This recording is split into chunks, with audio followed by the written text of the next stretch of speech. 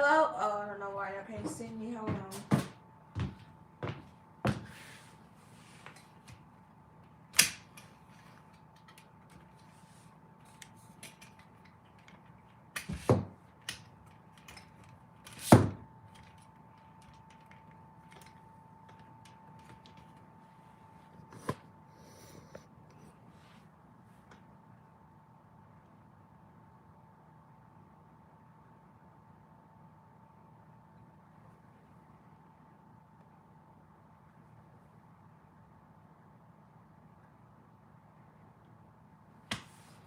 I live for a living. That's what I do for a living. Larry. Hello, YouTube. Hello, TikTok. I'm sorry. I had to restart my phone. I gotta get Instagram back.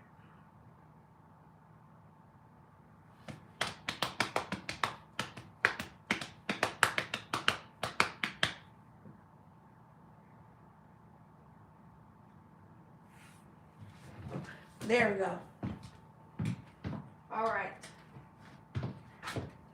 Hello, Instagram. Welcome. Okay, thank you for the roses, period. YouTube and TikTok are also here. We just had to restart the phone. I don't know why Instagram be playing with my connection, but it doesn't matter because we restarted the live. All right. Today we will be reading this new book. Okay. This is also a book that may or may not be good for you to listen to right now. Okay, so public service announcement. You may be triggered during this live. All right, so if you need to take a break, please take a break. I will post the live and the chapters. So if you miss any of the chapters, they will be posted. Everybody that is here now, though, thank you for the gifts. I got what heals you. Okay, period. Well, stay tuned. We got a little more. I got a little more healing for you today. I don't know. I can't get rid of this glare. I'm sorry, YouTube. You just got to deal with the glare. Okay.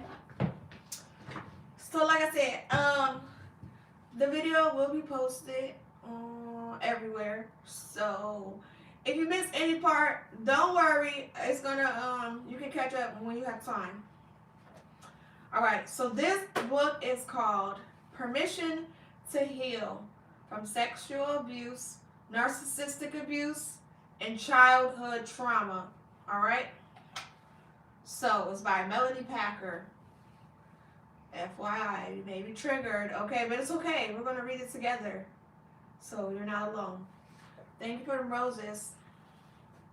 Everybody ready? Before we get started, does anybody have any questions?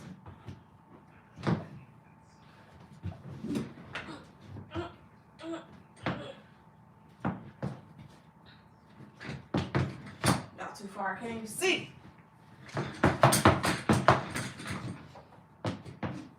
Any questions?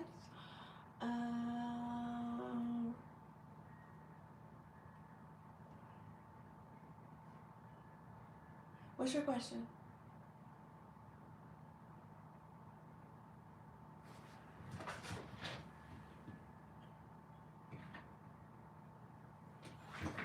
Do you have a question? What's your question?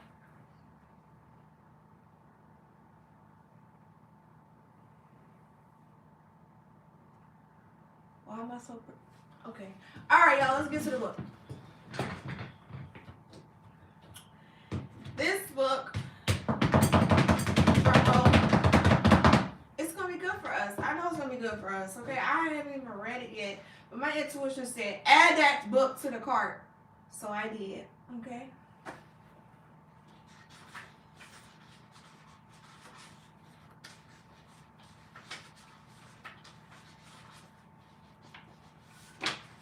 We're going to start with the preface. Some stories are almost too hard to tell. Many fear that awareness that such a story brings, it will either shine a light on the darkness in such a way that requires a person to act, or It will bring so much darkness that it's hard to see the light, and a person can slip away into hopeless gloom. This type of dark light phenomenon is uncomfortable for humans to spend any amount of time in, but we endure it at times because it is through such stories that we learn not to repeat the past and to grow to be the most heroic versions of ourselves. One such story begins on one of those days that radiated with a deceptively peaceful glow. The sun beamed down in early afternoon rays. The sounds of happy children echoed through the neighborhood as the yellow buses released them from their schools and sent them off in the homeward direction. It was early February and nippy out. Patches of crunchy snow lay on the ground. Patient mothers and happy puppies greeted their younglings at their doors. No one would suspect a horrific crime that was about to happen. A sweet little brown-haired girl, just 5 years old, was amongst the children. Although she absolutely hated the experience, she was the center of attention for just a few months ago, on the first day of school. The girl was alone and unsure of which bus stop to use. She abruptly got out of her seat and off the bus, fearing she would miss her opportunity to make it home and would be taken further and further into the depths of unknown cities. Doe-eyed and shaken, the girl studied the houses around her, looking for something familiar. A sixth grader with a ponytail and a considerate heart put her arm around the girl and asked, "Are you lost?" She nodded in confirmation, and soon the older girl's initiative drew several moms into the effort. "Do you know where this little girl lives?" she yelled to the mom-filled doors, until finally someone recognized her. "Yes, she lives on 2 streets over on Sunnyside Lane." The kindergartner, who had a simultaneous spark of recognition, and she ran all the way home in the pointed direction, forgetting her manners. It seemed a successful experience, and everyone involved felt warm and fuzzy inside. However, someone else was watching that day, someone dark and sinister, and he had been watching every day since. He was new to the neighborhood. He liked it that way. The little girl's family may have been new to the area as well. He observed that their home was a new build, like many in the area, but there were subtle signs that this was the newest. Collapsed boxes of kitchen appliances, remains of tape in the sills of the windows, and a freshly sodded lawn gave clues. The creep also craftily noticed 3 things. Number 1, that the little girl's mother never came to the door after school let out. He rarely saw her. Number 2, that the father, if involved at all, must have worked far from home or in extremely long hours because he was not seen once in nearly 3 weeks. And number 3, the girl seemed to have no babysitters as she spent long hours outside on her bike with her skip-it or just playing in the snow with her brother. He had prepared. He had casually approached her a few times before, playing the friendly neighbor. He introduced himself. Even better, he once helped her when she had fallen and blew warm air on her scraped-up knee to cool the sting. So, on this eerily quiet evening, when everyone else in the neighborhood was inside for dinner or at a neighborhood event, the predator felt safe enough to make his claim on her. "How was school today?" he asked, friend-like. "Fine," the girl said, aloof. "Is that a new bike?" She didn't respond. "Hey, I'm looking for my dog. You remember him? About this big, curly brown hair. He thought he would have her. She loved that dog.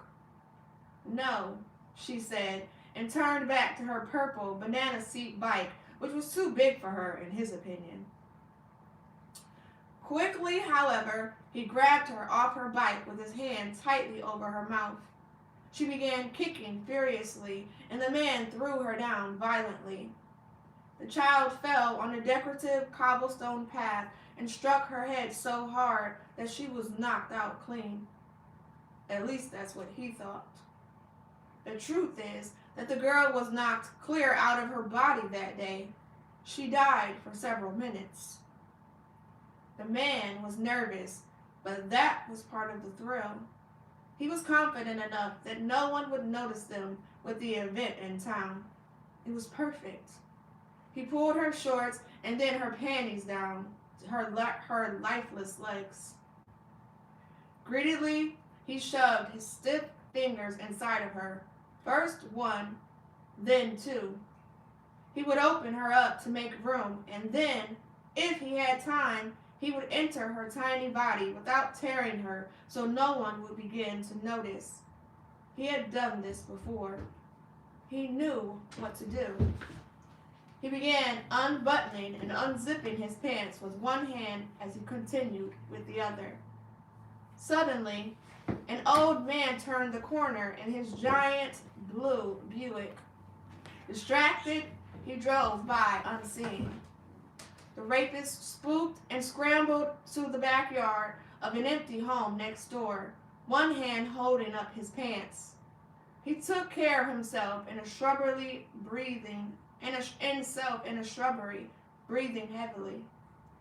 Then he listened and waited for a safe escape, feeling angry for the distraction. Meanwhile, that sweet little girl returned to life. Well, sort of. A part of her stayed dead that day and remained that way for decades. Her head pounded as she awoke. She was not thinking clearly and was shaking uncontrollably. She mindlessly looked down at her body and noticed she was naked from the waist down. Confused and embarrassed, she pulled herself together, first her panties, then her pants. She scrambled to her feet and, leaving the bike, started for home. Her mind was blank. She hurt so bad. She had no idea what had just happened to her. And that is the introduction. So, like I said, this may be a little too much for y'all, okay?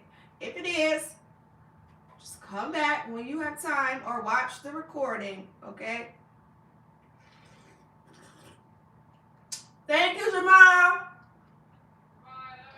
Lay more. Have a good day at work.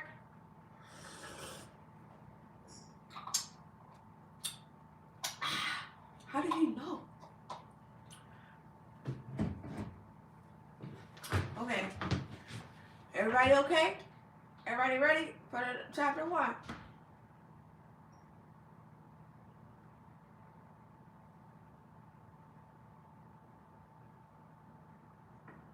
Okay, bet. Part 1. How to recognize monsters. Chapter 1. They were wrong. The Merriam-Webster Dictionary definition of a narcissist is an extremely self-centered person who has an exaggerated sense of self-importance. The narcissist has a grandiose perspective of themselves, putting themselves above everyone else and everyone and everything else. The biggest misconception about narcissism is that the condition can't be treated. While roughly 4 to 6% of people are diagnosed with clinical narcissistic disorder, between 10 to 15% of society has narcissistic characteristics. These characteristics develop over time, often after experiencing trauma, after experiencing abuse, a trauma, or perhaps after prolonged exposure to something like pornography that caused them to become emotionally guarded and numb. As a result, all the people can see in themselves and in their world, which leads people to view them as arrogant and prideful. Sometimes narcissists are loud and confrontational, and sometimes they're quiet and covert. It can be challenging to recognize the monstrous mental processes of a narcissist until you've spent years with them. What I see is that narcissism is on a spectrum. According to psychological theory, there are seven major types of narcissism.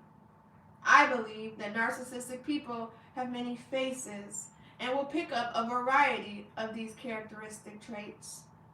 I think that there are three main types of narcissistic people, with each of them being neglectful in some way. Though I have witnessed narcissistic fluctuate through their behaviors are different types, they usually have a comfort zone. The first is the grandiose to malignant type. These are the narcissists that are most easily recognized and can become predators quickly. They attack people, especially when they get uncomfortable, such as when a person they are interacting with decides to take control, stand up for themselves, and establish some boundaries. This maladaptive behavior can climb to the level of preying on women, children, and even men to feed their souls. The narcissist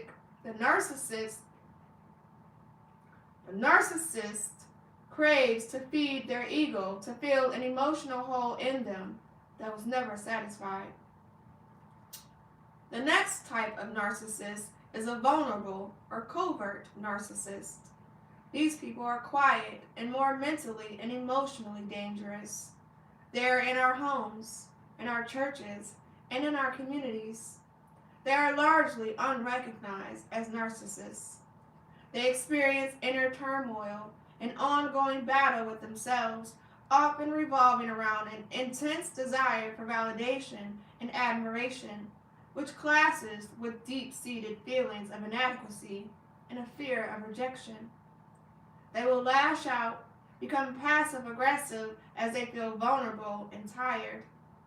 As time goes on, their passive-aggressive behaviors worsen.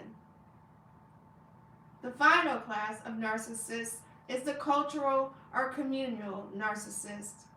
These are individuals or groups who exhibit narcissistic traits focused on the belief that their specific culture, community, heritage, or social group is superior to others, often deriving their self-worth from the perceived exceptionalism of their collective identity. Unlike personal narcissists who seek individual admiration, communal narcissists emphasize the importance of their group's values, traditions, or achievements, presenting themselves as the ultimate protectors or exemplars of these ideals, while expecting recognition for their role in upholding or advancing the community. They may display an exaggerated sense of entitlement to special treatment or respect due to their group's supposed moral or cultural high ground, often dismissing or devaluing outsiders who do not conform to their standards. This can manifest in behaviors like promoting exclusionary practices, idolizing their community's history or norms to an unrealistic degree, or reacting with hostility to criticism of their group. While they may appear altruistic or self-sacrificing for the benefit of their community, their actions are frequently driven by a need for validation and admiration from within and beyond their circle, masking underlying insecurities about their group's status or relevance. Narcissism as a whole, diagnosed or not, has grown in the past couple of decades. We have created an environment for narcissists to thrive. Narcissistic traits, subclinical, have shown a moderate increase over recent decades, with studies like Twenge and Campbell's indicating a 30% rise in narcissistic personality indicator scores from 1982 to 2006. And more research from 2019 to 2021 confirms a minor but persistent generational uptick, particularly in individualistic cultures and among younger adults. Cultural factors such as social media, with 3.6 billion users, individualism, and economic competition correlate with higher narcissistic traits, primarily among 18 to 29-year-olds, with 25% scoring high on the NPI. Men historically score higher on narcissistic traits, though women show rising communal narcissism linked to social media. The diagnosed population, the 4 to 6% of all people who are believed to be clinically narcissistic, are only diagnosed because they become a problem to themselves.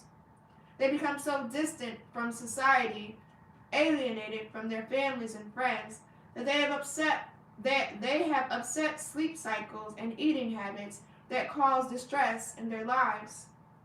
However, based on my experience, it is a much bigger problem than we realize. Positions of authority attract narcissists.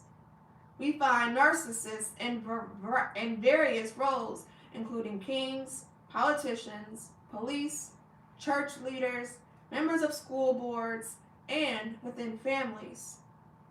Narcissists of all kinds are in the game, in the long haul, for themselves. They selfishly gather resources, attention, praise, control, and power to protect themselves, whether covertly or charismatically. We are about to witness firsthand the absolute destruction of allowing a few people to have so much power in our governments, politically, professionally, or personally. The most devastating impact of societal narcissism falls on our most vulnerable, abused adults and children who are desperately trying to heal. Their recovery is hampered by our modern version of pantom and circenses, bread and circuses. A culture more invested in comfortable distractions, our smartphones, social media feeds, and pursuit of easy solutions, than in confronting uncomfortable truths. When this avoidance combines with our tendency to dismiss victims while rushing to forgive perpetrators, we create a perfect storm that perpetuates cycles of abuse.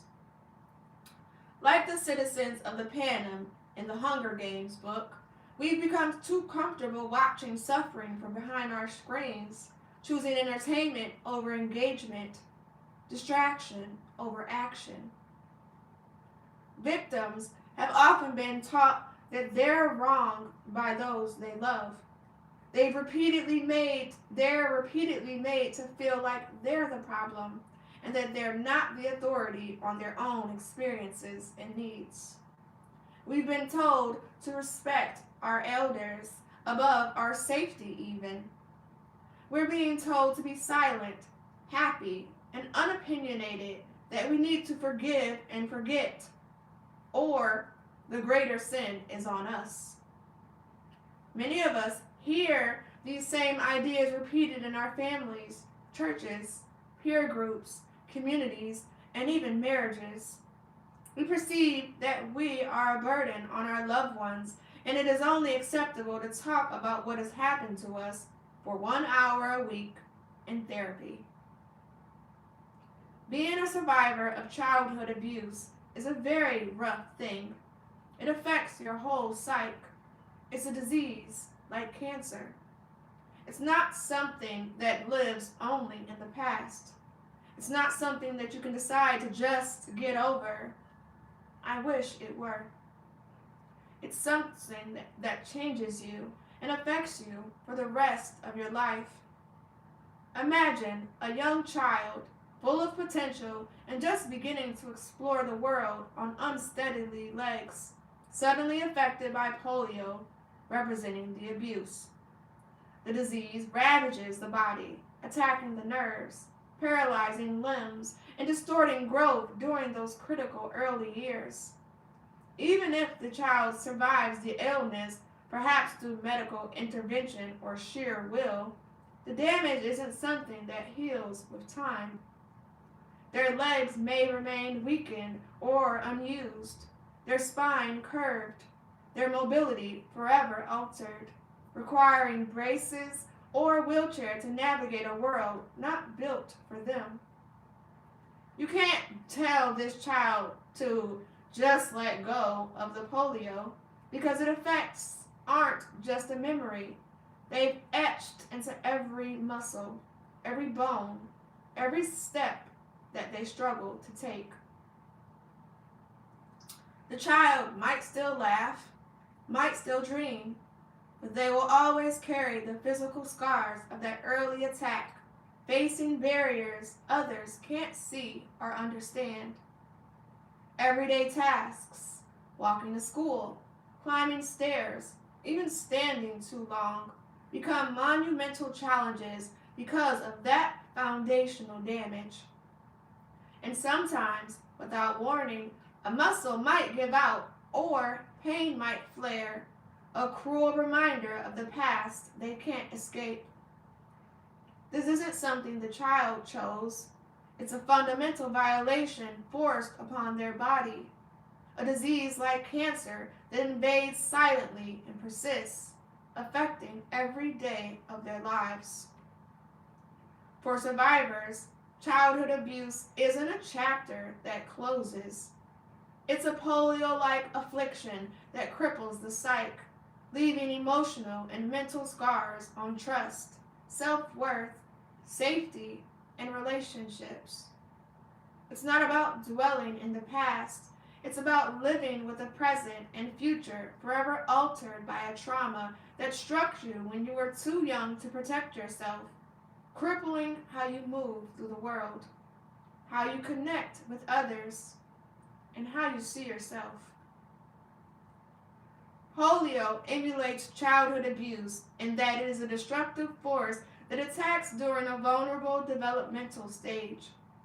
Just as polio targets the nervous system and muscles, abuse targets the developing psyche, disrupting emotional and mental growth at a foundational level.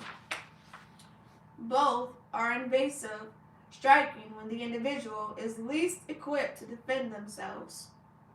The physical paralysis or weakness caused by polio mirrors the emotional and mental crippling from abuse, manifesting as anxiety, depression, PTSD, low self-esteem, dissociative identity disorder, or trust issues. Just as a polio survivor may struggle to walk or stand, an abuse survivor may struggle to form healthy relationships, regulate emotions, or feel safe in the world, facing invisible barriers others don't notice. Polio's lasting effects, like weakened limbs or a curved spine, parallel the enduring psychological scars of abuse. They aren't injuries that heal completely. They alter the individual's structure, physically for polio, emotionally and mentally for abuse, changing how they navigate lifelong after the initial event. Telling a polio survivor to just walk normally is as futile as telling an abuse survivor to just let go of the past. The damage is structural, not a choice or mindset, embedded in the body or psyche, affecting daily functioning and resilience against future challenges. Just as a polio survivor might experience sudden muscle failure or pain from overexertion, an abuse survivor might face unexpected emotional triggers, memories, situations, or interactions that cause intense distress or flashbacks, revealing the hidden depth of their wounds. Both polio survivors and abuse survivors often face a world not designed for their needs. Society frequently overlooks or misunderstands a survivor's limitations, expecting them to keep up physically, mentally, emotionally, or spiritually with their unscathed peers, adding to their isolation and struggle. The movie Passengers effectively illustrates the gravity of the situation. At the beginning of the film, a group of people is excited to board a ship, undergo what? Cryostasis. The process of preserving biological tissue or organisms at extremely low temperatures, and travel to a distant planet to establish a new society. Along the journey, one of the pods malfunctions and a man wakes up. He is stuck trying to figure out how to get back into the side of that word we just spelled in his pod, completely alone for years. Finally, he decides to wake up one of his traveling companions. Jennifer Lawrence's character becomes extremely angry at him, and we, as the audience, are shocked when she erupts in violence toward him. We wonder why she would do such a thing until she says, "You murdered me." The audience is then left to ponder the definition of murder. As the man and the audience come to realize that their life was indeed taken from her, she has to be able to accept her circumstances and live out the rest of her life on a lonely spaceship. What does murder really mean? The character in the movie had hopes and dreams for her future, which were taken from her. She was left trapped in a floating metal cage with exactly one person, someone not of her choosing. I pondered this in my own life as a victim of abuse. It is murder, in a sense, what the abuser does to us. They take away our lives. They take away our hopes, our dreams, our ability to have agency, to feel love, trust, confidence, and sexual pleasure. They erode our relationship satisfaction in all areas and hinder our ability to cope. As with the character in the movie, they severely hinder our future lives and the person we are striving to become. To heal from abuse, specific steps need to be taken.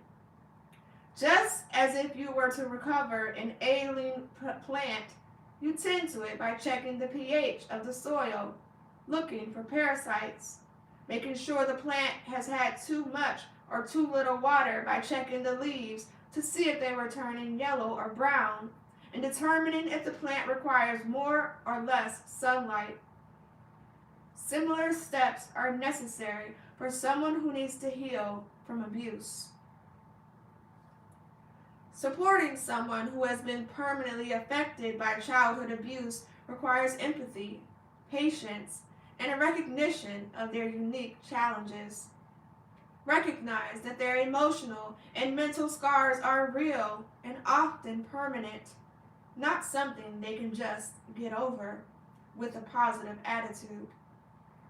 Avoid dismissive advice like, "Just move on," or "It's in the past." Instead, affirm their pain. I can't imagine how hard this has been for you, but I'm here to support you. Offer help tailored to their emotional needs. Create safe spaces for them to express themselves. Assist with triggers. Example, avoid specific topics or situations. And advocate for accommodations. Example, therapy access, understanding at work or school. Ask, what do you need right now to feel safe and supported, rather than assuming. Recognize that emotional tasks such as trusting others, managing stress, or engaging socially may be more challenging or require additional time. Don't push them to open up or act normal if they're not ready. Encourage pacing and self-care. It's okay to take a step back if this feels overwhelming. Living with trauma can be profoundly isolating.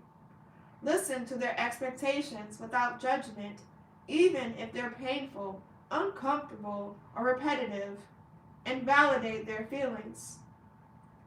It's okay to feel this way after what you've been through. I'm here to listen. Celebrate their resilience and small victories, reinforcing their worth beyond their scars. Learn about the long-term effects of childhood abuse. Example, PTSD, disassociation, trust issues. To anticipate challenges like triggers or emotional fluctuations. Advocate against stigma in social settings, ensuring they're not blamed or shamed for their struggles, and help others understand that recovery isn't linear or complete. You may know of Elizabeth Smart, who was kidnapped at age 14, held captive, and raped daily for 9 months.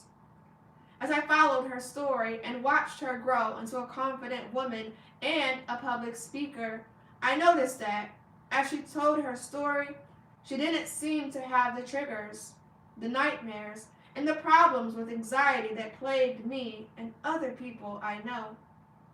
I pondered for many years on why this would be the case. She confirmed that last year during a Facebook short. Elizabeth recently did a podcast episode with Dr. Amen on her podcast, Smart Talks. They discussed Elizabeth's brain scans and why her brain health may have contributed to her success and healing. One of the rumors circulating was that Elizabeth was taken immediately to Hawaii to recover for 3 months at an equestrian therapy center. Whether this is true or not, I don't know.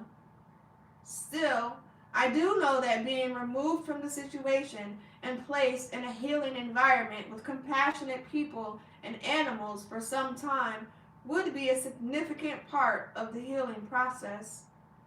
Unfortunately, many of us don't experience anything like this because the crime was not acknowledged, the injury was not taken care of, and our needs were not met. Another major part of Elizabeth's story was that it was public and loud for everyone to hear due to the actions of her parents. While publicity comes with other side effects, this powerful way of telling her story offered her support and love, exacting the ingredients needed to heal more quickly and thoroughly. This recovery time is likely to be required more than once as emotions and memories cycle through time. When we are expected to continue with life with little to no recovery, we start to believe that it's true, that we are the problem. No matter how hard we try to put the abuse behind us, no matter how much we do to keep up with our peers who have not been abused, we can't do it. We break down. We lose confidence. We lose hope. We can't keep our houses clean. We can't keep ourselves healthy. We start to break down. Telling a survivor to move on is like asking a person with broken legs to run a marathon because you're uncomfortable with crutches. One of the most significant side effects of being abused is that your fight or flight mechanism is permanently switched on, and deep sleep becomes nearly impossible as a part of your psyche is always trying to keep you safe. This prolonged lack of deep sleep causes a mirage of problems. The physical immune system starts to shut down. The emotional immune system shuts down. And the spiritual immune system shuts down because we can't understand why God has allowed us to be in this situation. Why did he allow us to be hurt so badly? Why are we surrounded by so many people who don't love us enough? And why can't we find a solution to this problem? Through my story, you will gain confidence knowing that you are not the problem. Society is the problem. I also hope that you might be able to recognize these narcissistic patterns and behaviors in people and be able to set clear boundaries, and that you can remember and have the confidence that you know what you need, and that you can find those open-hearted people who can have compassion for you, those who can open their ears to hear your story. And that is the end of chapter 1.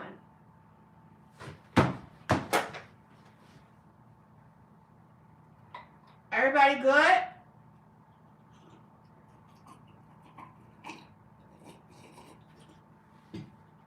Can I stand up and read?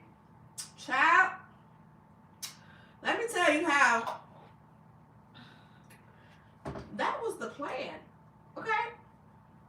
That was the plan. I said, you know what? I got my long, appropriate, modest dress on. You know, I got my cute little heels. I can stand up and read. You know, I can do it. However, I might tell you how this 20 pounds, you know, that just came out of nowhere. You know, my ankles was like, girl, if you don't grab that chair and sit down. You know, I tried. I did. I was with you with standing up and reading. However, my ankles said, no. Maybe next week, after you've been worked out every day, it's like you said you was going to do, maybe next week you can. But today, we need a break. So, blame thing 1 and thing 2. All right? Any other questions? Would you become a teacher in school? YouTube University better hire me. All right. I'm sorry, but y'all know it's really hard for me to stick to strict schedules. Okay, on here I can come out here whenever I want to. You know, whenever my intuition says get up and go on live. You know, I like that speed more than you have to be here. I'm just not set up for that. Oh, thank you. What was that? Thank you. I love the TikTok. I love TikTok live, chop. I never seen that. But yeah, I'm sorry. Maybe in once I hit the next pinnacle, I might be a little more structured. But this pinnacle is not giving everyday structure to be no teacher. So sorry.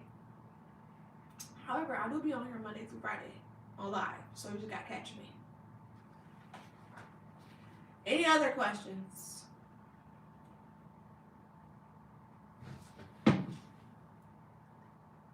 Let's do some work together.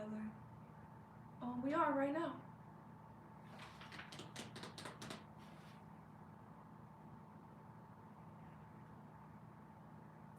I'm 5'4.5".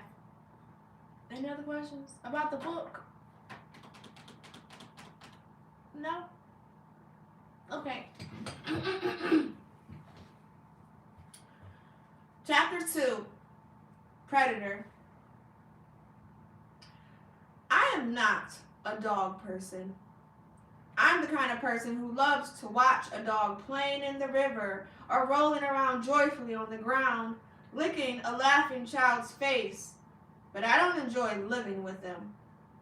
While puppies are adorable, and I love the idea of a loyal companion at your side everywhere you go, I prefer the low maintenance of my cozy, purring cats. One day, however, I was doing eye movement desensitization and reprocessing, EMDR, with my therapist. I saw a dog in my mind standing between me and my biggest fear at the time, Child Protective Services, workers at the door. I decided to get a puppy who we named Riley. Riley was the sweetest little guy. He was part golden retriever and part blue tick hound. They called him a blue retriever. Riley grew fast, and so did his energy. I spent a considerable amount of time, energy, and money trying to train him, but ultimately, I had to let him go and find a new home with someone else. I couldn't handle him, and it still breaks my heart to this day. I will never forget the lesson he taught me. We also had a rabbit named Claire. She had a beautiful soul, sweet and docile. Claire had a night cage and a play cage, which we put in the grass. It was one of the kids' job to collect her at the end of the day and put her in the night cage. One time, they forgot to, and Claire dug her way out of the cage. Sadly, she was killed when Riley went out to go potty. Her little body was torn to pieces. As we cried over losing her, I pondered this world we live in and the circle of life. Our sweet puppy was also of the same family as wolves while I taught my children. A wolf was just an untamed dog that hunted to fill its empty tummy. Riley was following his instincts as a blue tick hunting dog. For some reason, though, it triggered me, and I thought about me as a young child being ripped apart by the rapists and sexual abuse of my grandfather. I remembered something we learned from a ranger at Yellowstone National Park. He said that a long time ago, the farmers who lived nearby were finding their sheep killed one by a pack of wolves. The farmers began hunting the wolves to protect their flocks. Over time, the grass began to disappear. Willow and aspen trees became depleted. The river turned into a muddy mess, and the small animals and birds moved away. With the wolves gone, the elk overpopulated, leaving a barren landscape.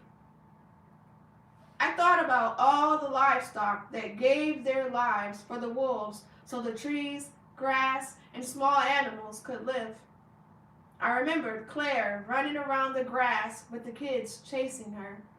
Eventually, she would stop and hunch over, letting them catch her. The thought came clearly to my mind. She chose this.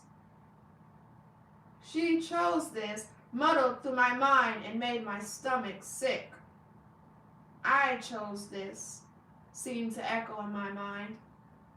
My mom, one time, made me read a children's book aloud in hopes that it would help me. I hated it. It was a book about a little soul who chose to learn about forgiveness when she came to earth. God asks all the souls who will be willing to teach the little soul forgiveness by hurting the little soul. One stood up and said, "I will do it, but you have to remember that I'm only doing it because I love you." Nope, this did not sit well with me. It seemed to me that Mom was trying to exonerate Grandpa. She often had ideas that were weird to me. She believed in reincarnation and that our lives were like a carnival ride that we could ride over and over again. In one life, we are the little soul. In the next, we trade places with the perpetrator. I don't believe that my grandpa chose to come to Earth to abuse me. I think he messed up big time. Do I believe God knew he would mess up and allowed it anyway? Yes. Do I believe I chose this? That was the question. I thought about it hard. I thought about what I learned over the years. I thought about the message I had to share and the book I could write. If I could save one person, it would be worth it. I would do it all again. Grandpa is a predator, and I don't make any excuses for him. However, according to him, he was raised by a monster.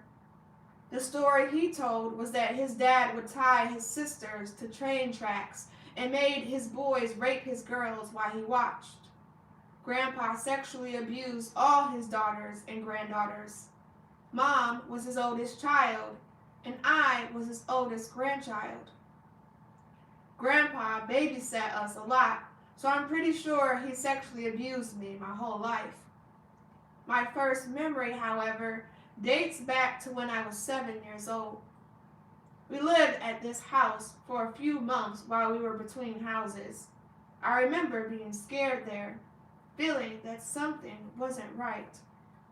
I remember playing Barbies with my little sisters and pretending that she was pure and innocent because she had never seen a man's penis. Grandpa made me play a game to help him lose weight. I was asked to get under the covers with him and draw circles on his belly in a clockwise direction. He would draw circles on my belly too. The circles got bigger and bigger. I soon got nervous and would disassociate. This continued with my sister and me until I became a teenager. As a teen, I remember him putting his arm around me and brushing my breast with his hand. I would tell myself it was an accident. One day, when I got back from running, he told me he wanted to give me a massage. He rubbed up and down my legs until he touched my underwear area under my shorts. He often made inappropriate comments about my body and looks. When I began noticing him doing the same kind of things to my sister and her friend, cuddling under the covers, I hated him. I constantly felt sick to my stomach and severely uncomfortable in my own home. I began snapping at him, and my parents would get at me, telling me to respect him.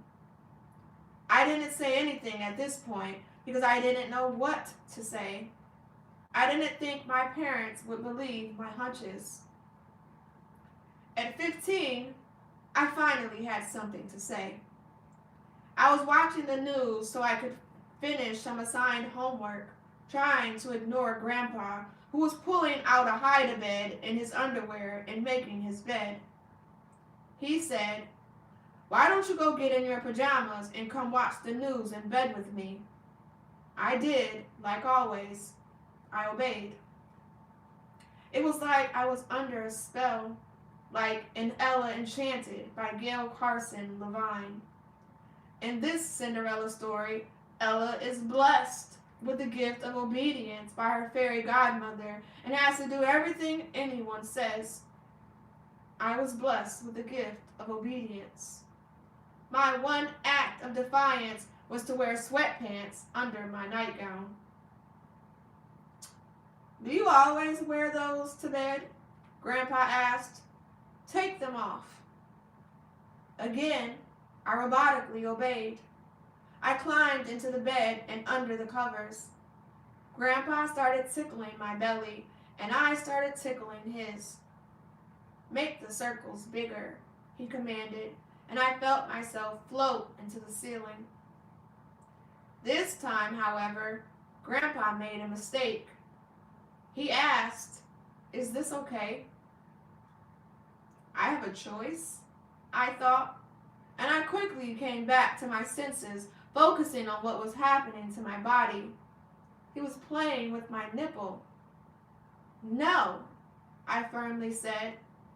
Grandpa went back to my belly. "Make the circles bigger," he said again. I felt pubic hair in the base of his penis and hesitated. "Have you ever wondered what a real man looks like?" he asked. I nodded and he removed the covers, exposing his erect penis. "Pull the skin down and watch the pink part pop out," he ordered. With 2 fingers, I nauseously obeyed. Shocked at what I had just done, I got up and walked numbly to my room and lay on my bed. Grandpa followed me. "I'm sorry," he said. "Don't tell anyone, okay?" Suddenly, I knew that was exactly what I needed to do. Do you want me to turn off the TV? Finding strength, I said, I'll do it. I got up, turned off the television, and kept walking. Grandpa chased me up the stairs and started grabbing at my feet. I told Mom and Dad, who were in bed, the words spilling out of me. My parents just stared at me for a solid 15 seconds. Dad chewing his fingernails. Finally, Mom stood up, went downstairs, and kicked Grandpa out of the house with nowhere to go. I went to my little sister, told her what happened, and asked if the same thing happened to her. She initially said no. Dad was sideswiped entirely. Mom never told me about her abuse. Her dad did the same thing to her until she was 8. She told her mom that her dad was tickling her belly. Grandma confronted him, but it went no further. He moved on to his other daughters and never touched her again.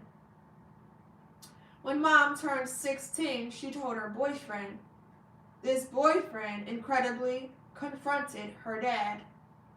According to Mom, Grandpa collected a 2x4 and told him to paddle his bum with it and never bring it up again, or else she would be the one to go to hell because she didn't forgive. I guess Mom had the gift of obedience too. We went to court 8 months later. Grandpa was sentenced to 1 to 15 years in prison, but the judge said he wanted to see him incarcerated until my little sister turned 18. He received a 6-year sentence and was released for good behavior. Years later, I had a dream. I remembered that Grandpa pulled me out of bed when I was 7 and showed me child porn. He made me touch him then, too. I carried that guilt for my whole life. Grandpa was very manipulative and often used religion and the scriptures to get what he wanted. As I mentioned, he abused all his daughters and granddaughters. Additionally, when I told the story, it was on the news, and several women called in and said that he abused or attacked them too. Grandma was under his spell also. She would often change the story in her mind and believe what was easier for her to process. By the end of her life, she would go into these trances, shake all over, and speak in baby talk. How should we deal with these predators? I have a few steps for you to consider. Number 1, expose the problem. Number 2, confine the predator away from society. Number 3, protect the victims at all costs. Number 4, give the victim loving support and time for the healing process. Expose, confine, protect, heal. The first step is to expose the problem. What happened, how you feel about it, the intensity, and how it is affecting you. It's likely that when you were young, you didn't expose it properly. You didn't have the words or even the memories. You didn't have the right people who could handle it. However, exposure is a crucial part of the healing process. When we shine a light on the problem, the cockroaches scatter. When we impose several consequences for these predatory behaviors, they stop. All the important people in your life need to understand precisely what happened to you and the intensity of it, especially those who can apply the correct consequences, such as the authorities. Generations of people have taught us to forgive and forget, to keep quiet, to keep it in the shadows. They've told us we're not loving enough and we're not Christian enough. No one told me they were proud of me for speaking up when I was a teenager. I often felt like it was a burden to my dad and some extended family members, and they wish I hadn't done it. If we expose the truth by discussing the problem, then we're gossipers, bitter, and unchristian. Healing isn't unfaithful, silence is. The second step I would have you look at is to confine the problem. In some cases, the problem was confined, but usually it's for a short period. My grandfather was sentenced to 6 years in prison. In my opinion, that wasn't enough. Grandpa continued to be a predator up until the end of his life. Predators need to be kept away from society. Like a tiger tasting human meat for the first time, they often return over and over again for more until they are stopped. One of the things that bothers me about this world, particularly in all the superhero stories we hear, is that we're not forgiving and loving enough. Then we're just as bad as the predator. This makes me so angry. In superhero movies, we often encounter a villain who has killed millions of people. The superhero catches the villain and is about to kill him when he faces a major moral dilemma. He believes, or is told, I'm just as bad as this person. I am totally for the death penalty for serial killers because serial killers have walked themselves to a place where they can't help themselves. Many people disagree with this. The most common argument I hear is that the value of life is so important. What about the value of the lives of all their victims? What about the people whose lives are taken away from them, who suffer the extreme consequences of murder? If a tiger were to go rampant and start a killing spree, we would immediately put them down. Yet somehow, we're allowing these sociopaths, serial killers, and other predators to continue to catch and release, catch and release, catch and release. This is a big problem for society. When we release a prisoner, we usually reset the problem because they have served their time. Serial rapists, serial pedophiles, and serial killers have come to a whole new level of predator that needs to be dealt with. Most times, a pedophile predator probably doesn't deserve to be killed. Maybe they need to be isolated from society. Maybe they need to be castrated. Something needs to be done to address the issue of repeat offenders. The third step is to protect the victim at all costs. This is vital. The victim needs to feel safe to heal and calm their nervous system, thereby achieving a sense of peace. Protecting the victim means ensuring the victim goes through the proper court processes, separating the victim from the problem, and possibly even relocating to a different area away from family members who contributed to the situation. Finally, the fourth step is healing. We can initiate the healing process as soon as all the other steps are implemented. When we have the loving support, safe space, and time we need, we can finally heal completely. When we try to live without talking about it, without taking these steps, without the support of others, we put ourselves in a smaller and smaller cage. We end up emotionally separating ourselves from our family and friends. We confine ourselves rather than confining the predator. We self-preserve by keeping silent because no one is listening to us.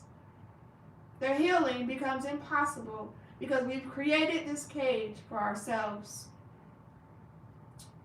This is a significant issue that makes me extremely angry. Society needs to support the victim in taking these steps, just as it would a person who has cancer. Often, the healing process will need to be repeated as deep trauma needs to be dealt with in layers, like peeling an onion. Predators poison their victim's mind like a cobra does its victims, immobilizing them to be devoured. That kind of poison is deadly, and it doesn't leave the system all at once. As I look back, decades later, I can see the good that comes from going through what I went through. Yet, like Yellowstone, I can see the beauty in myself that I couldn't see before. I would have never known how strong I was, how good, or what incredible things I could accomplish. I know who I am more now than I ever would have otherwise. I know what needs to be done to help other people. I can't tell you the number of times I've asked for help and someone stared at me blankly. The number of times I've heard, well, you have to admit we are making progress in the area of mental health. What? Our doctors can help us with our mental health, and what we need from our family and friends is love. Just love, like they would give anyone going through a physical trial like cancer. Why do I need to explain that?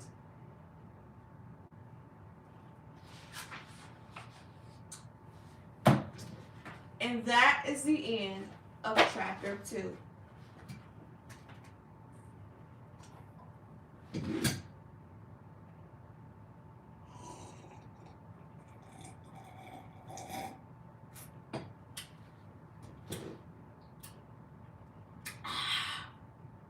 Y'all ready for chapter 3?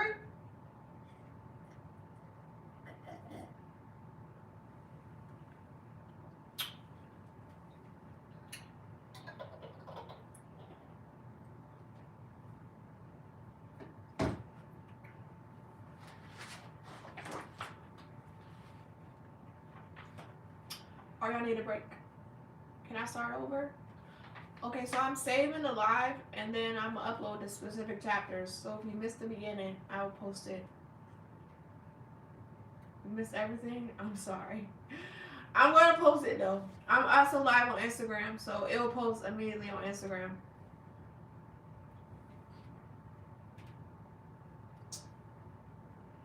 Thank you for them roses. Y'all ready for chapter 3? Where can you get this book? I got this book on Amazon. Sorry, TikTok. You know TikTok don't like it when I say the A word. But I got it on Amazon.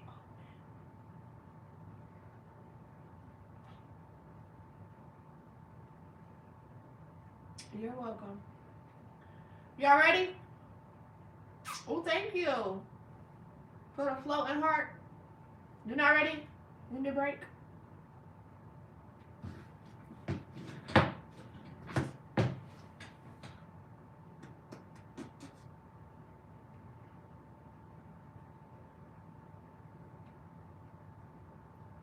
Okay, period. Yes, you ready? Yes, thank you. All right, let's go.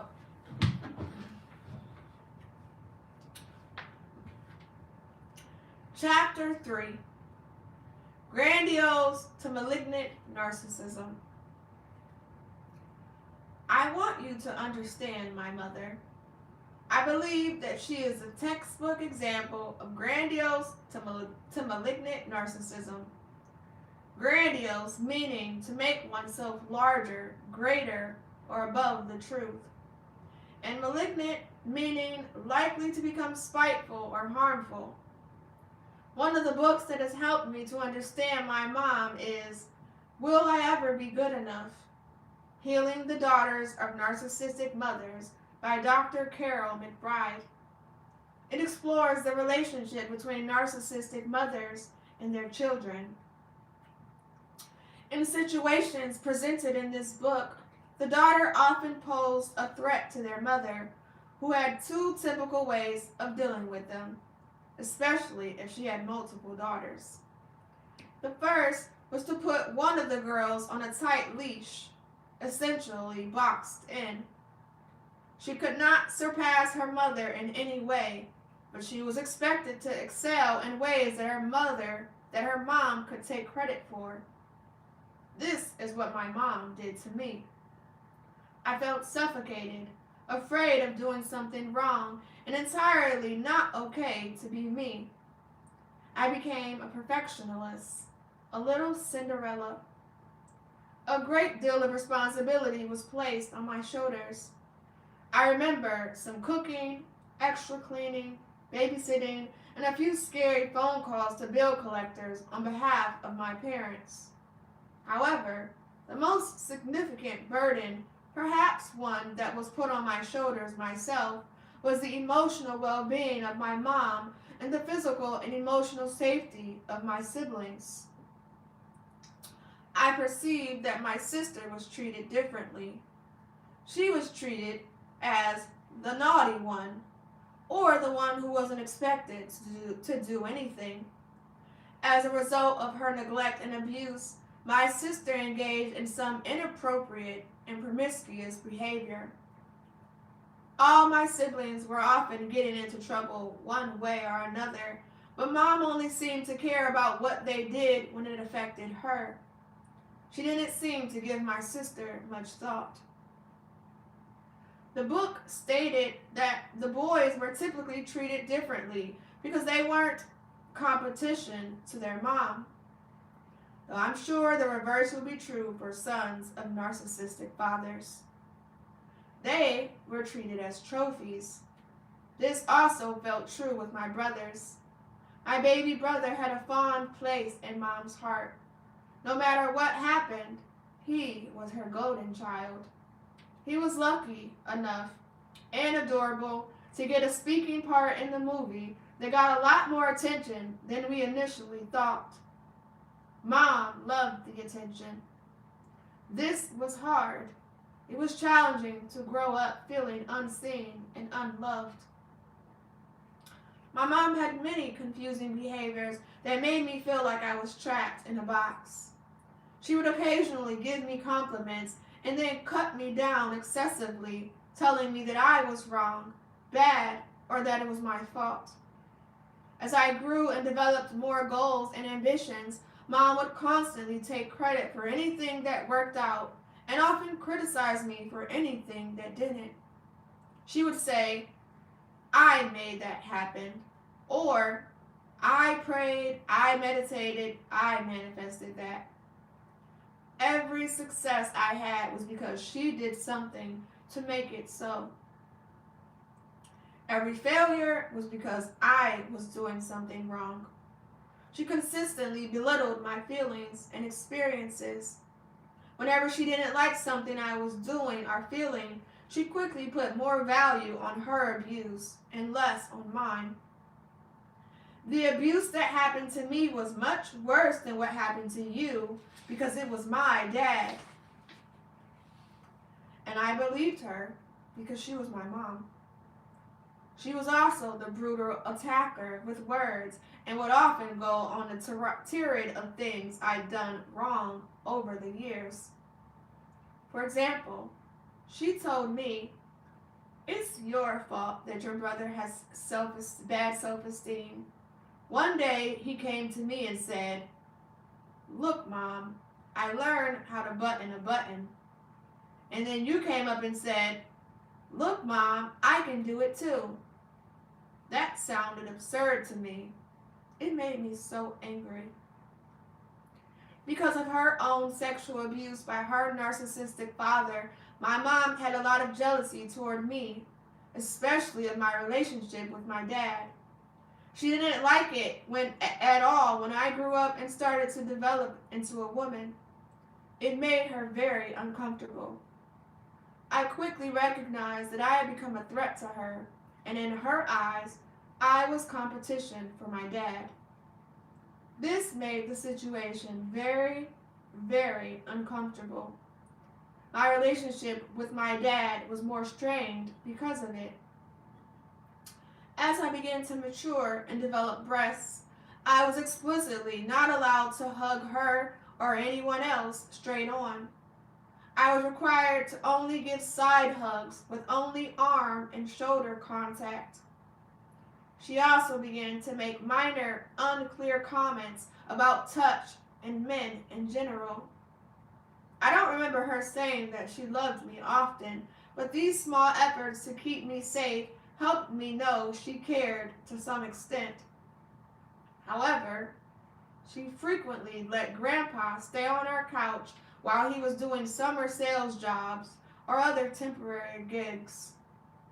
We also lived with him and Grandma for a time, leaving him alone with us kids very often.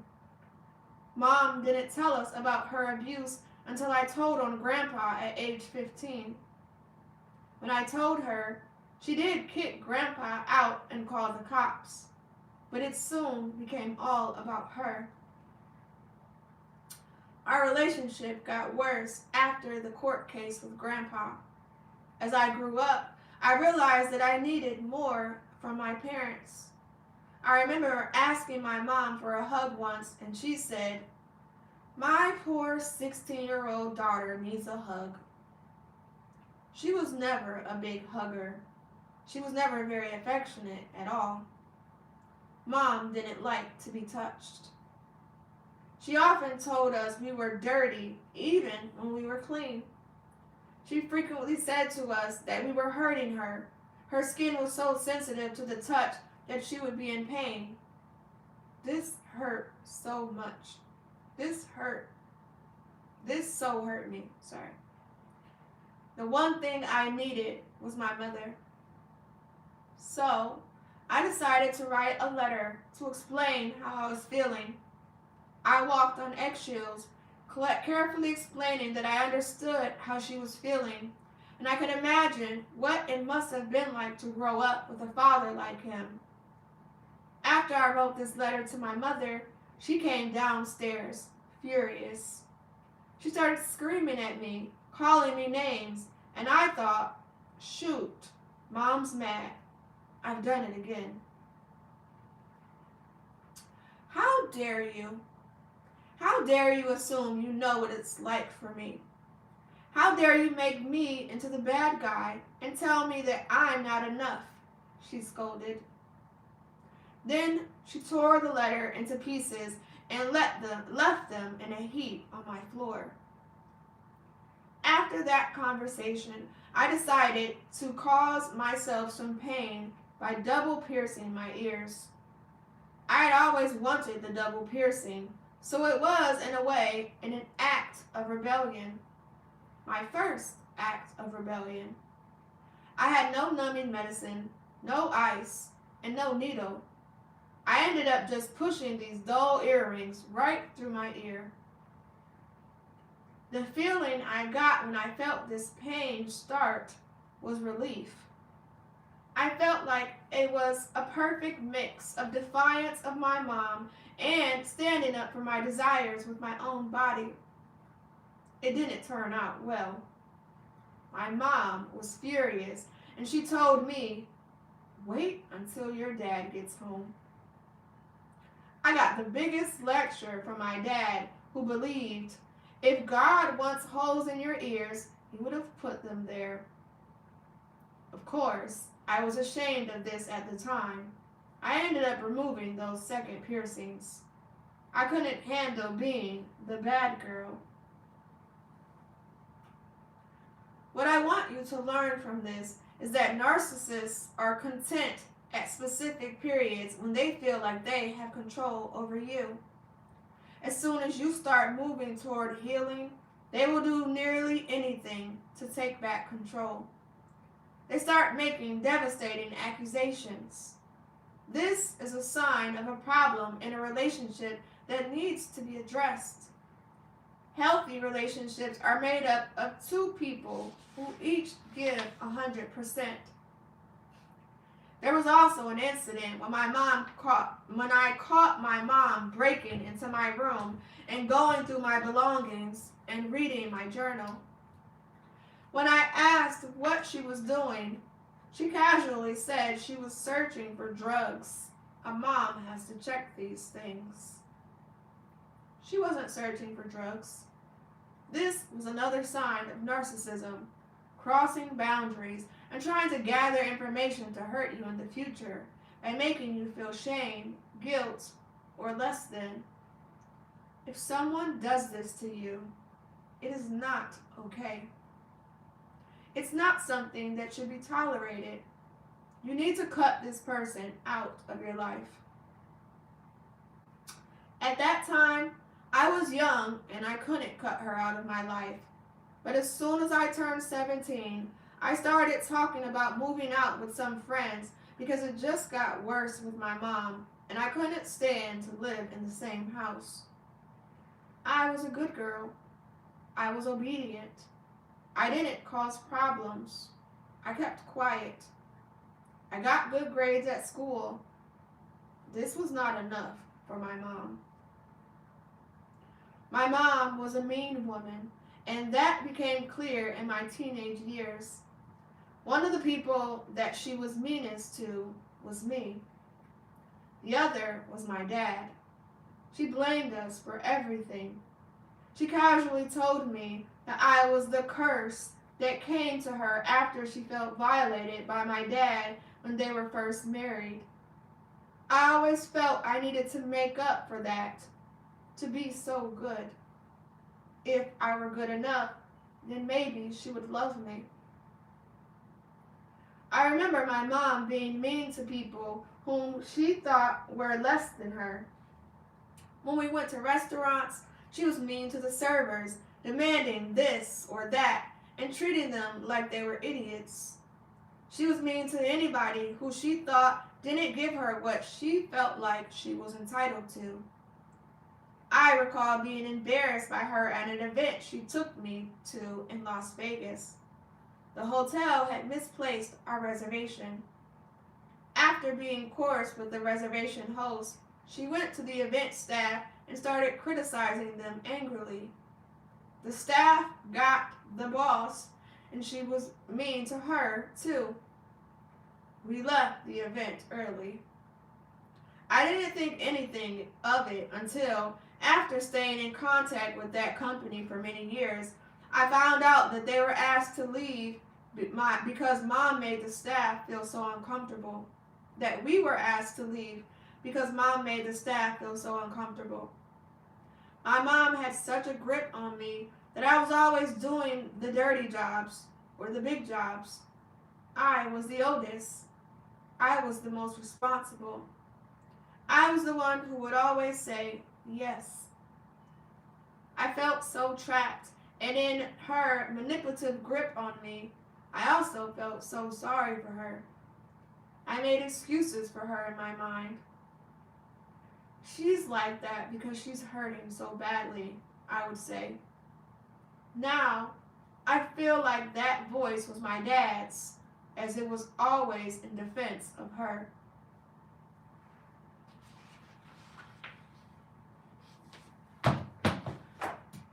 And that is the end of chapter 3.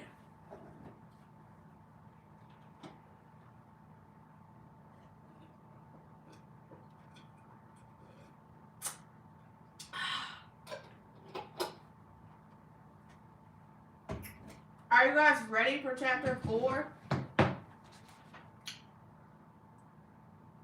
Okay, yes, thank you. Okay, period.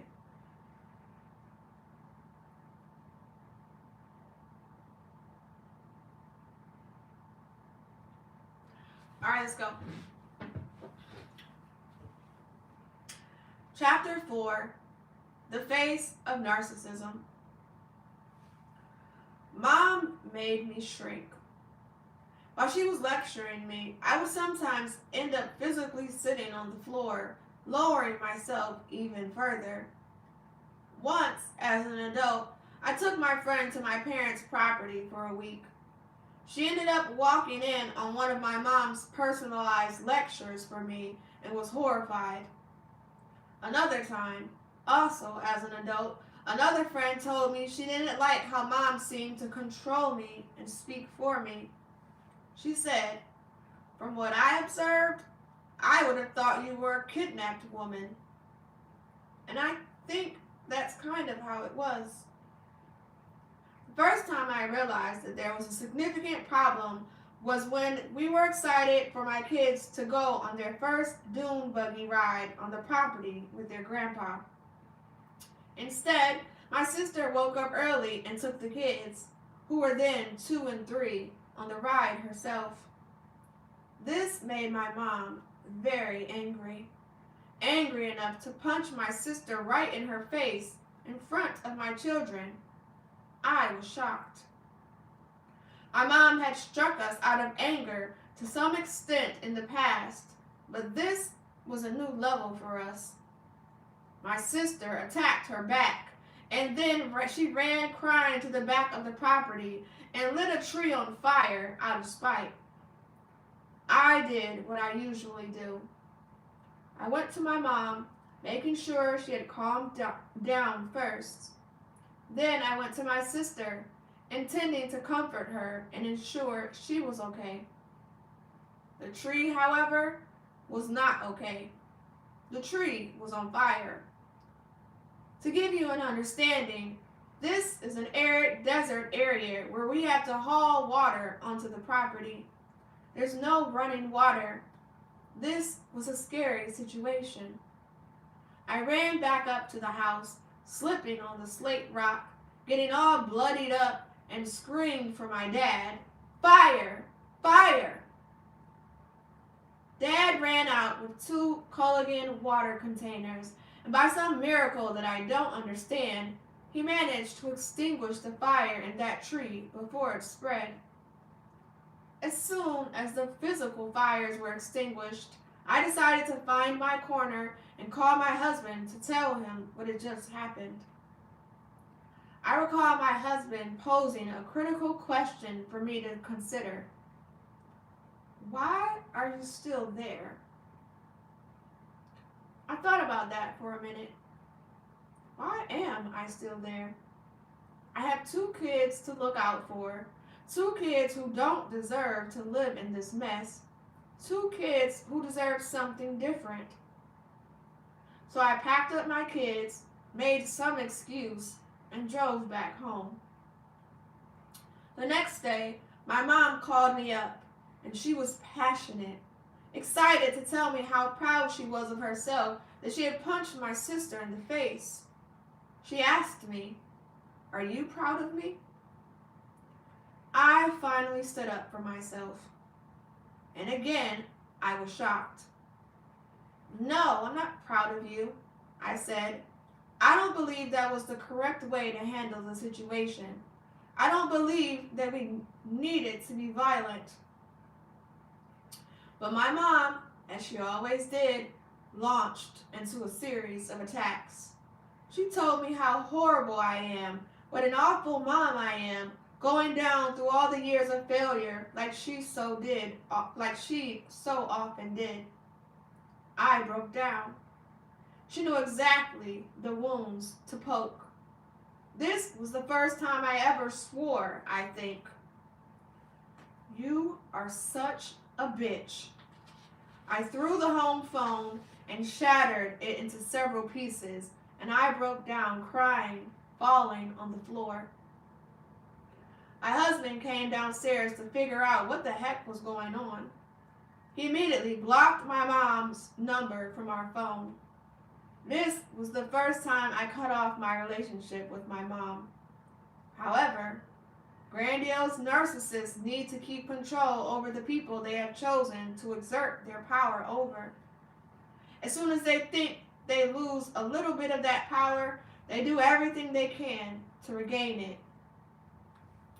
I was able to keep my distance from my mom for about 7 months until she hunted me down at a fair where she knew I would have a booth.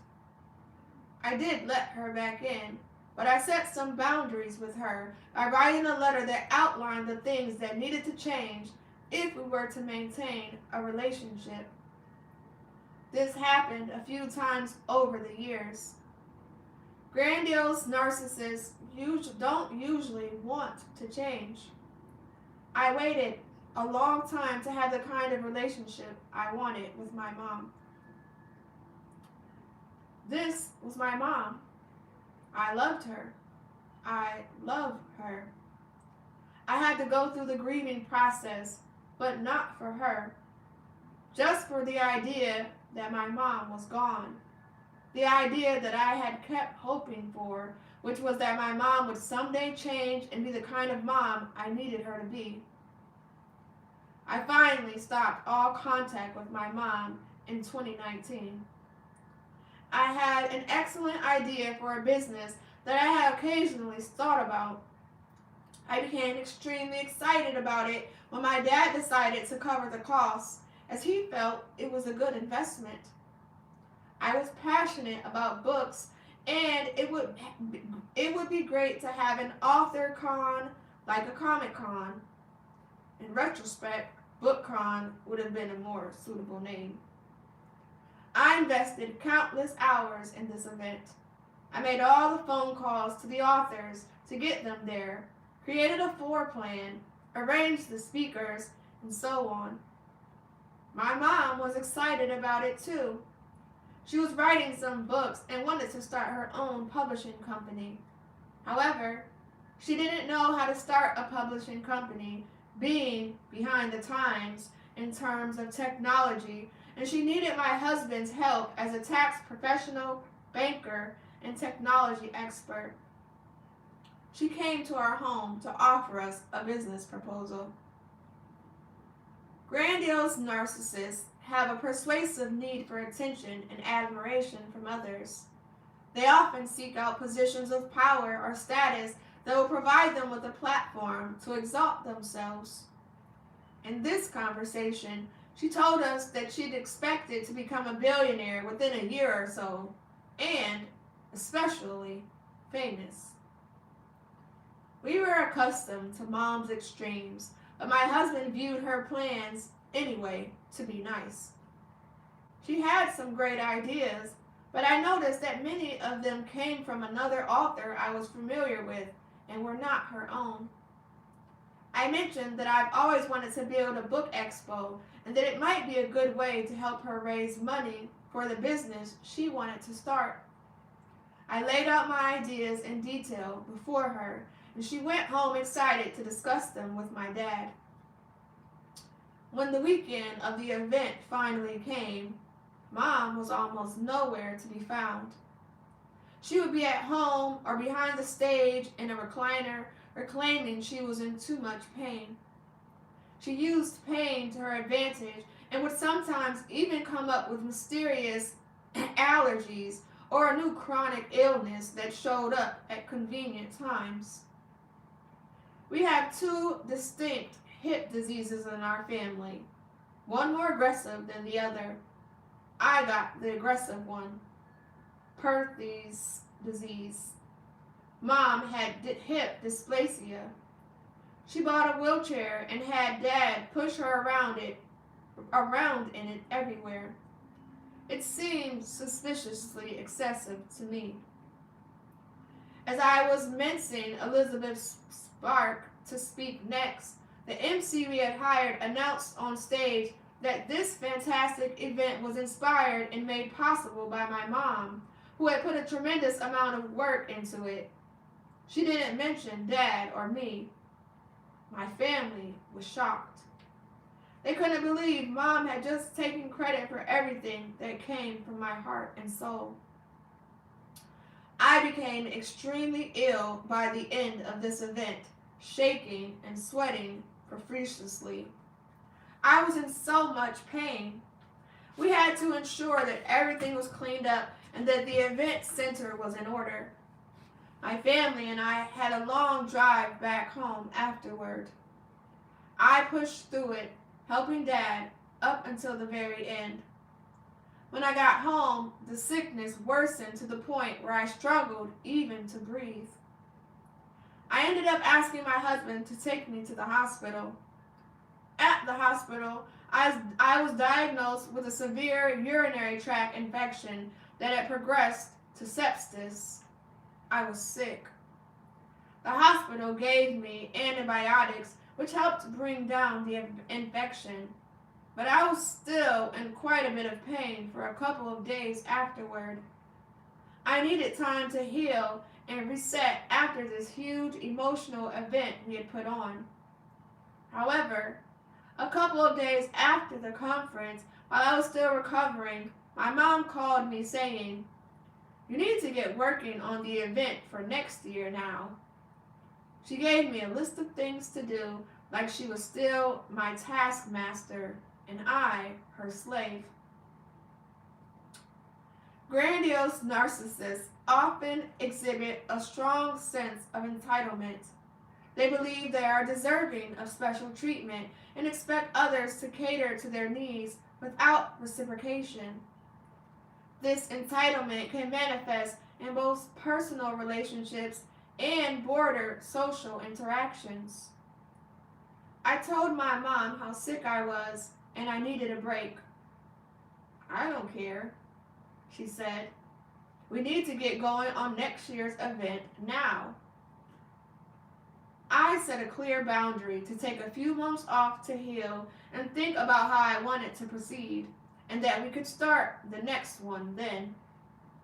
Mom went on one of her rants about how bad I am. She could replace me. I wasn't valuable, and she hadn't needed me all along. She hung up and hired somebody to take my place. Then she told my dad I bailed on them and was leaving them with the debt. My dad was so upset with me that the last time they visited us, which wasn't often, he wouldn't even come into my house. They had come to see me that day, not because I was sick, nor because they had any love for me, but because she wanted to collect the professional pictures that had been taken, along with other items. This was the last time I spoke with my mom. I finally accepted that she cared little about me. She completely lacks empathy for me. I knew I would always love her and respect her for what she did as my mother, but she chose her narcissism, and I couldn't have that in my life anymore. Moms like this don't even deserve to be called moms. I was taught that because she gave birth to me, I need to make up for it by giving her the respect she deserves. My mother didn't deserve all the respect that I gave her. Some, but not all.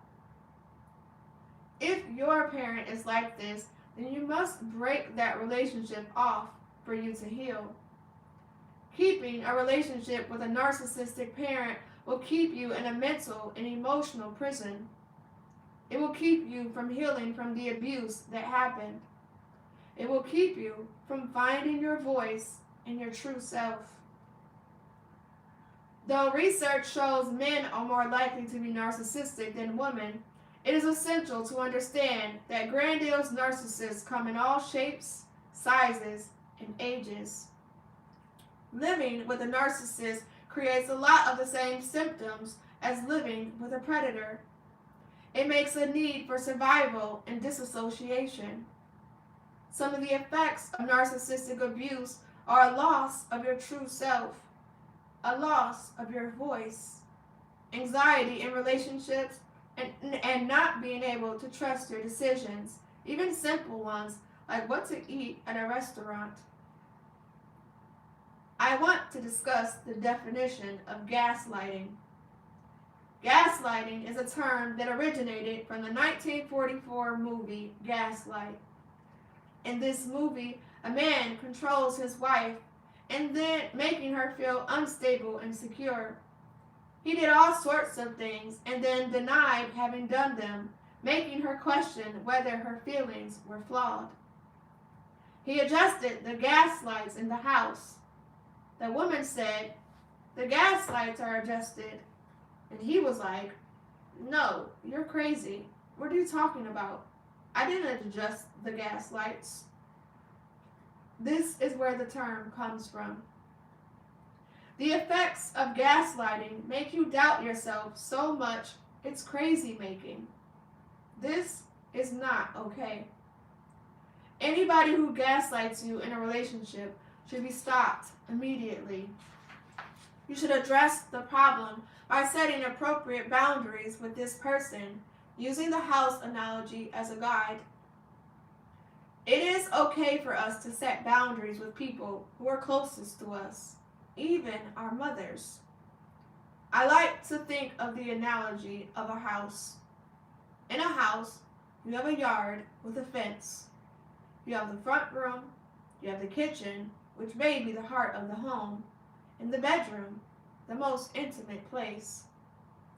As I sort through the people I need to set boundaries with, I decide which areas they are allowed to enter in my personal space.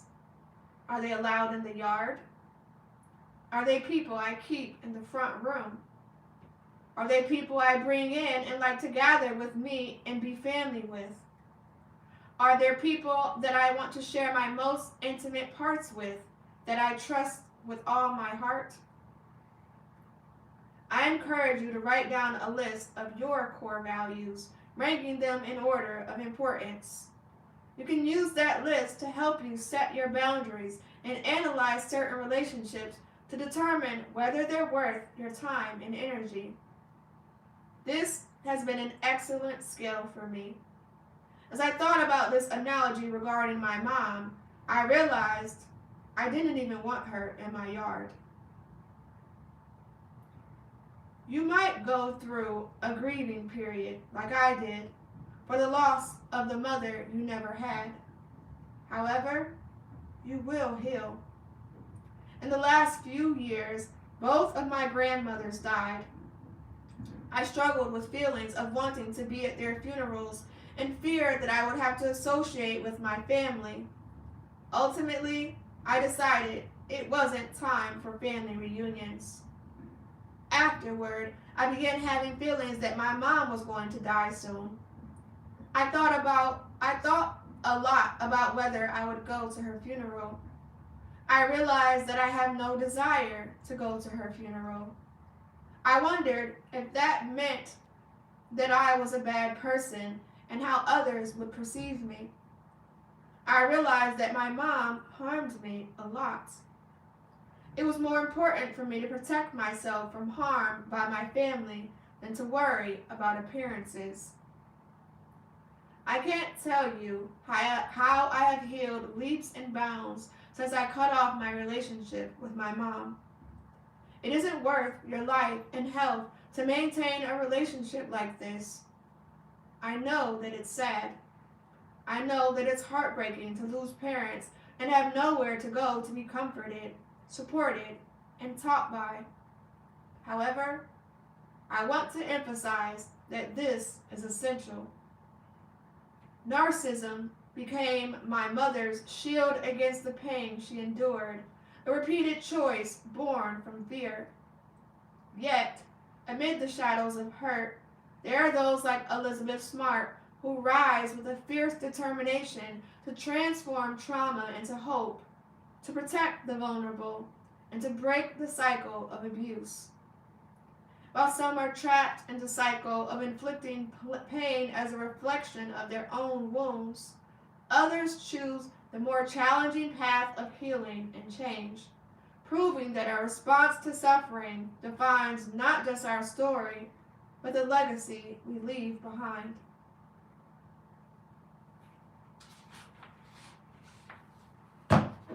And that is the end of chapter 4.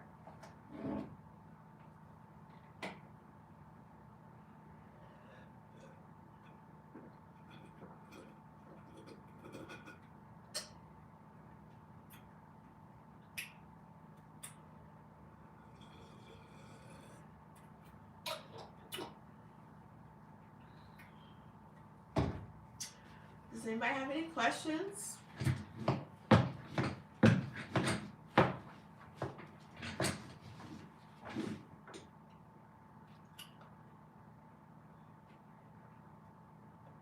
No questions?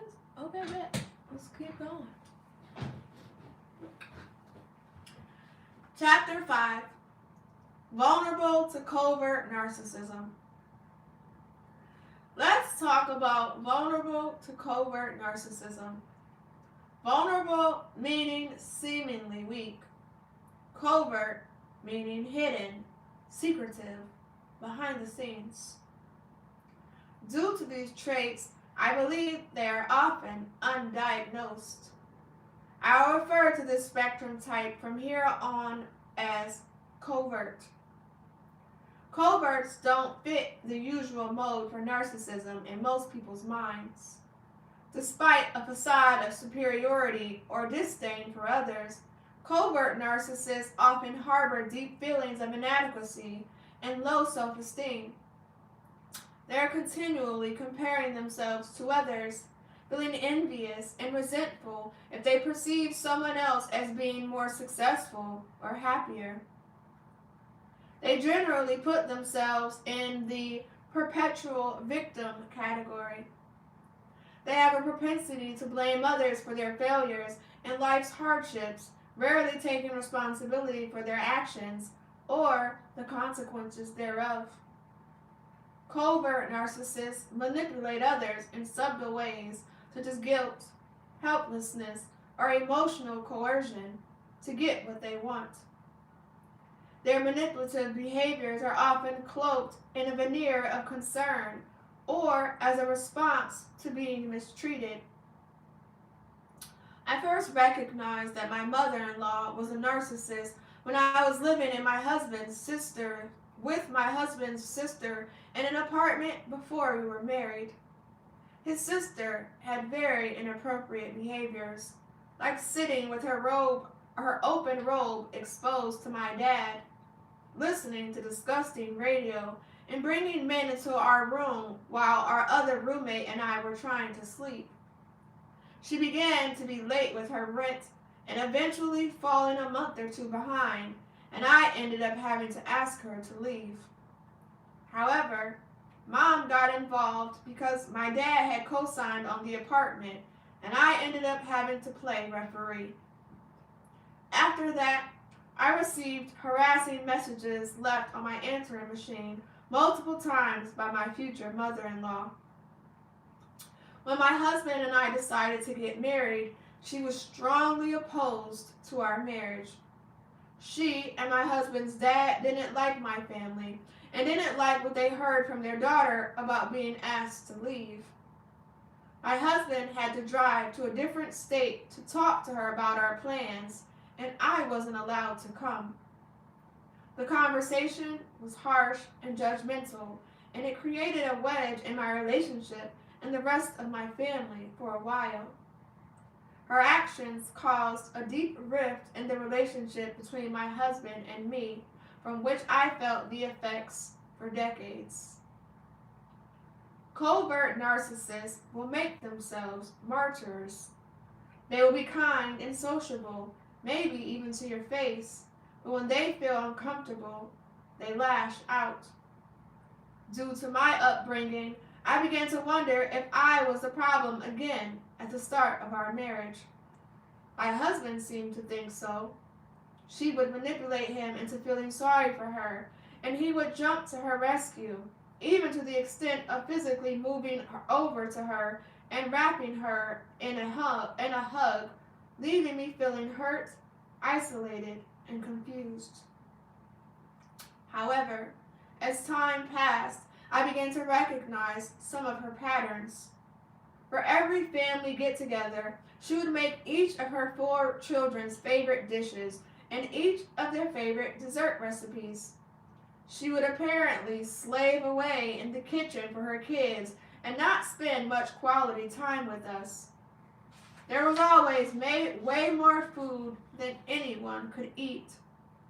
I don't know how she felt about cooking, but I know she loved to bake. It was one of her hobbies. My mother-in-law was very exclusive. I perceived that because perhaps after her divorce, she brought her 4 children in tight. All the in-laws who came into the family seemed to be a threat to her. When she remarried, she had stepchildren, and there were numerous problems with integrating this new family. And when we adopted our kids, there was a problem there too. I noticed she would hug them at arm's length, almost pushing them away.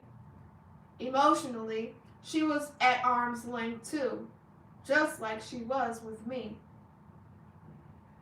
One of the things I noticed first was that her love language was gifts. Christmas was always a big deal to her. She always had beautifully wrapped gifts in her kids' favorite colors. She loved to give magnificently large Christmas stockings full of gifts for her 4 children, and then little 4 or 5 inch stockings for her stepchildren. These kinds of things made me so mad. She was constantly criticizing her stepchildren and husband behind their backs before we stopped it. It was tough for me. It's essential to me to ensure that everyone feels loved. My mother-in-law would set up my mother-daughter dates with her girls, which was terrific, but then she started to integrate her granddaughters. She called me one day to ask if she could pick up my daughters to take them to the ballet. That sounded great. The kids would be thrilled.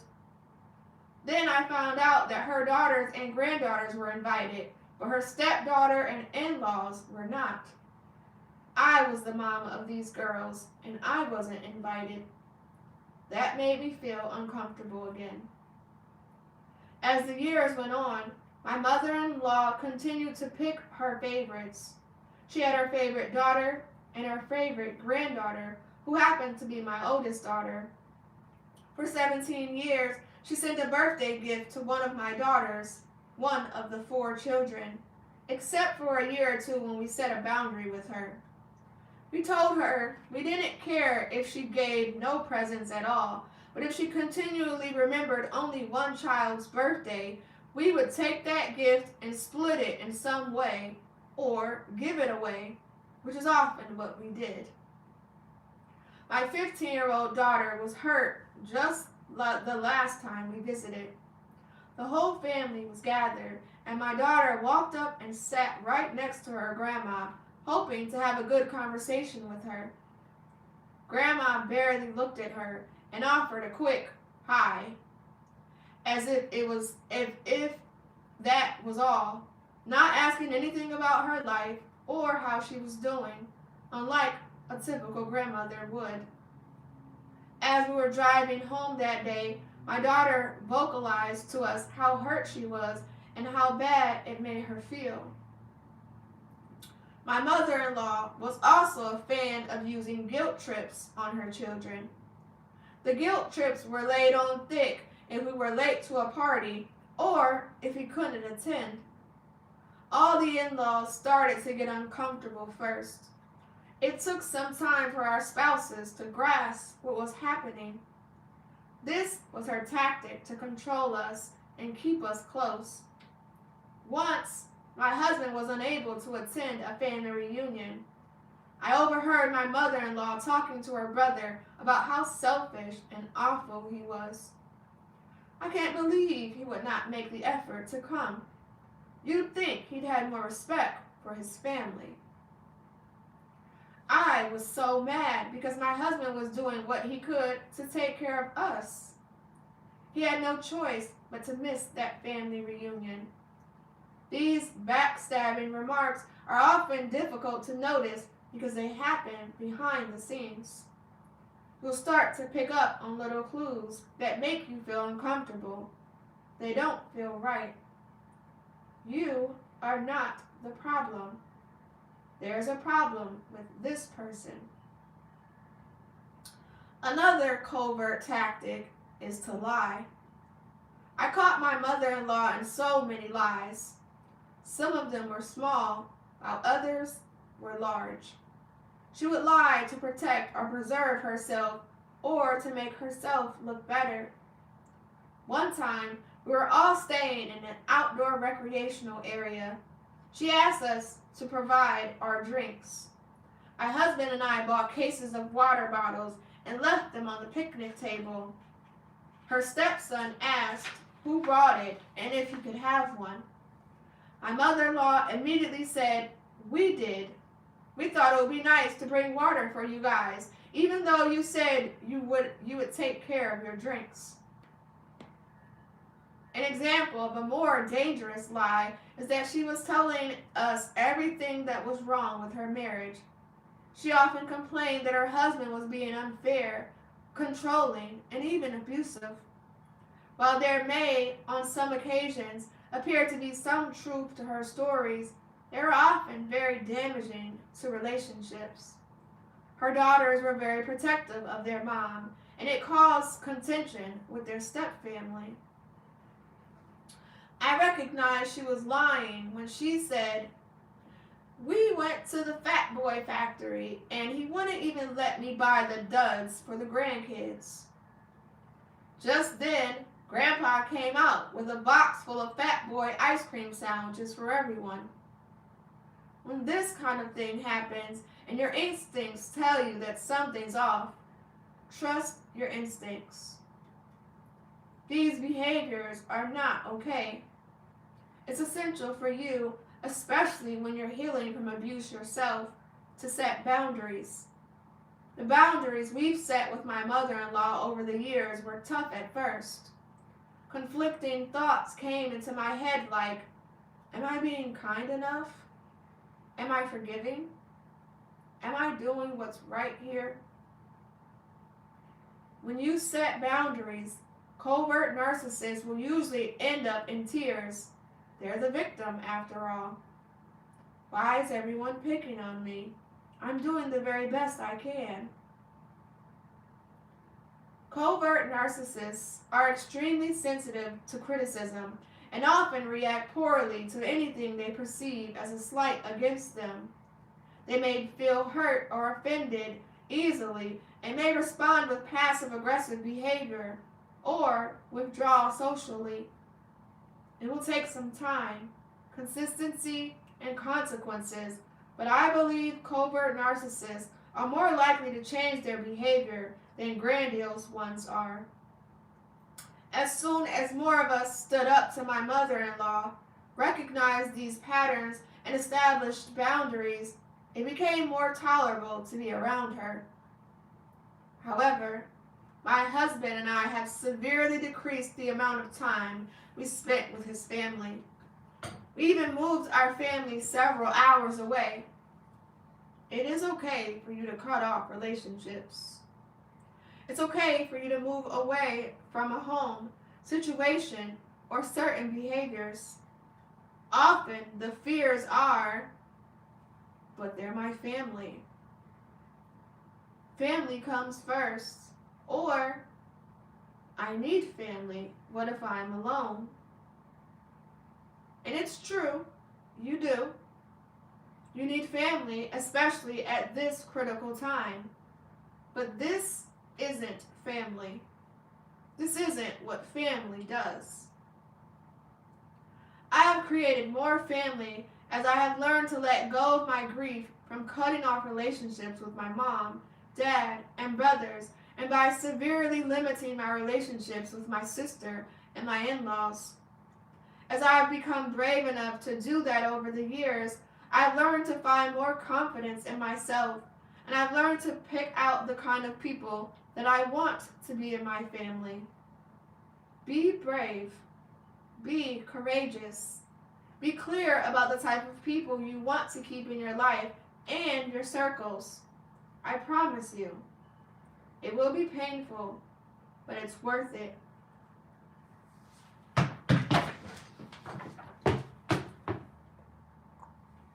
Sorry.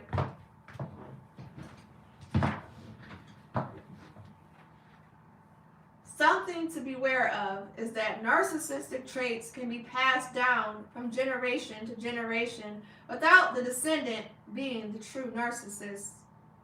During developmental years, if narcissistic behaviors, such as manipulation or seeking admiration, are consistently rewarded or validated, either by family members, peers, or societal structures, these behaviors can become ingrained.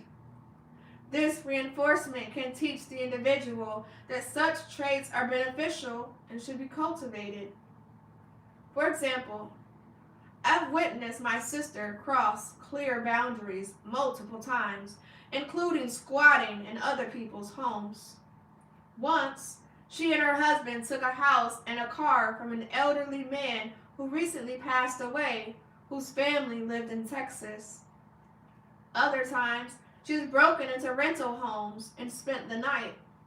She often goes around me and talks to my kids to get what she wants, then turns around and uses that information to connect with our mom. I believe this is because she was constantly rewarded for crossing sexual boundaries with our grandpa. She had very selfish tendencies and often takes more than she gives. However, I don't believe that my sister will be diagnosed as a narcissist because you can feel her open heart. Shutting your heart in the wake of trauma is a gateway to a dangerous transformation, the birth of narcissism. Retreating into yourself is the inevitable next step. Both the subtle and overt forms of this behavior carry a hollow pride, a defiant declaration. If no one else, the world or even God, will protect me, and I alone must become my fortress. In this self-constructed kingdom, they become trapped, forever anchored to the moment of their pain, weighed down by stunted emotional growth. This is not just a defense. It is a prison from which true healing must break free. And that is the end of chapter 5.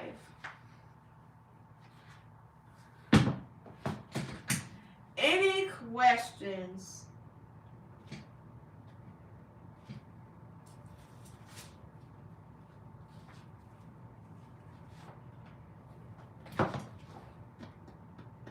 Thank you, Lord Chaos. No? No questions? Okay, good. Thank you for the heart puffs. And the heartbeat. Alright. So we're going to take a break here. I know y'all see me make my little makeshift bookmark. We're going to take a break, okay? I'm going to upload some of these. Well, I'm going to upload all the chapters to YouTube. However, I'm hungry. Okay? I'm about to go eat. And then I'm going to upload the chapters. Okay? So if you want to listen to the parts that you missed because you just got here, please make sure that you're following me on Instagram. Okay? The live will post immediately as soon as I hang up on Instagram. So if you don't want to wait for me to upload the chapters, make sure you follow me on Instagram, Unicorn Riah's IG. Unicorn Riah, RIAHSIG. Okay? Thank you. Oh, okay. That's what's up. Thank you. This is the other half of my bedroom. Alright, y'all. And break. Let's go eat.